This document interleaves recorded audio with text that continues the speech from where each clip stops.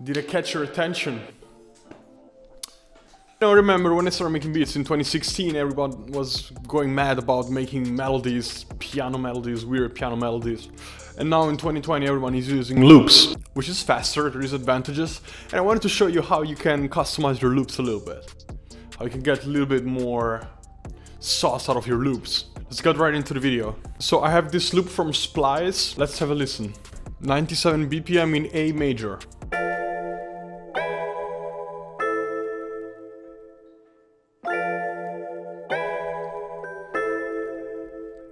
Alright, that's the loop. So the first thing I would like to do is to bring the BPM up.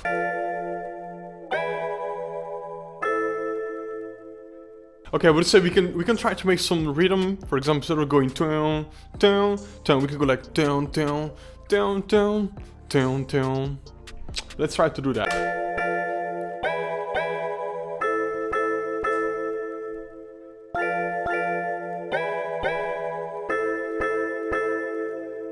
Wait. You haven't liked the video yet and you're not subscribed?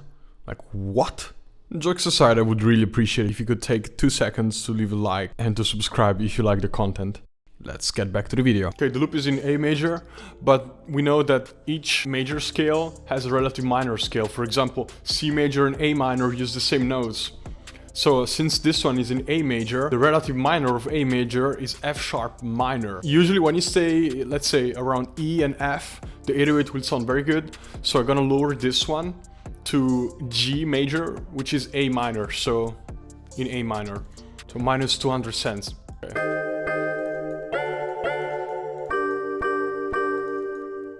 Then I'm gonna create a duplicate of this one. I bring it 1 octave up and I add some effects.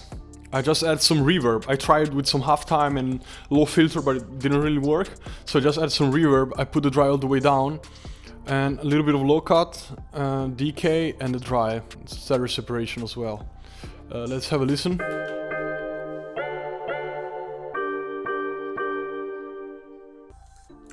Okay, I created a third copy. I reversed it and I just played this little part, this little note in the end. It sounds like this. You know, it keeps the flow going. Okay, now I added a 5th copy, and on this one there is a distortion, very heavy distortion. First of all, there is a high pass filter where I bring up the high frequencies, and then there is a very heavy distortion, and there is a delay, so it sounds like this. Everything is broken, you know, like it's horror and broken, and this brings up harmonics.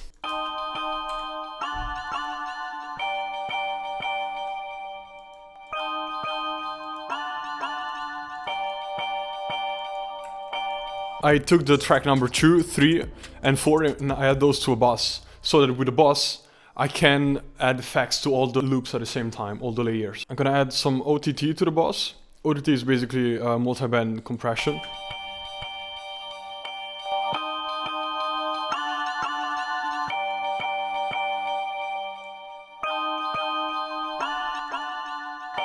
So that it feels compact, it feels like one sample. Everything feels compact, thick. So now, after the OTT, I add an EQ to cut a little bit of low frequencies, boost the high a tiny little bit, and I add the kickstart. Set on halftime. It's kind of a sidechain type of effect, but set to 70%, so that it gives a little bit of mood, like more rhythm to the loop. After that, I created a copy. I route this to track number 6 and I created a copy of the copy and route that to track number 7, okay? In both of those, I add the same H delay from waves, and then I pan one all the way to the left and the other one all the way to the right, okay?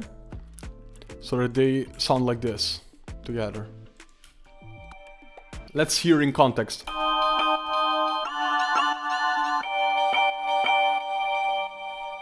It adds a lot of highlight.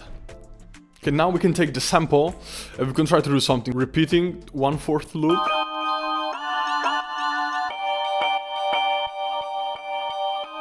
Yeah, that sounds good. We can create a copy of this loop and bring the pitch down 1 octave for a verse or whatever. It sounds like this.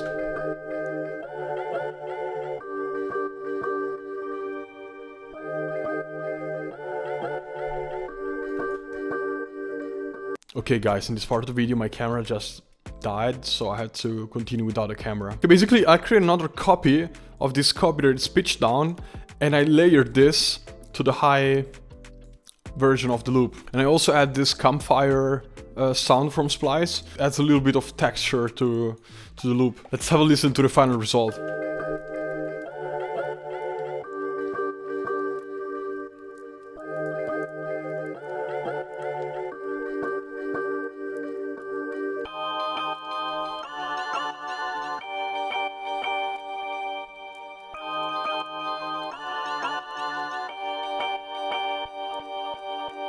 If you enjoyed the video, make sure to leave a like and subscribe. I'm releasing new videos every week and I would like you to be part of the channel.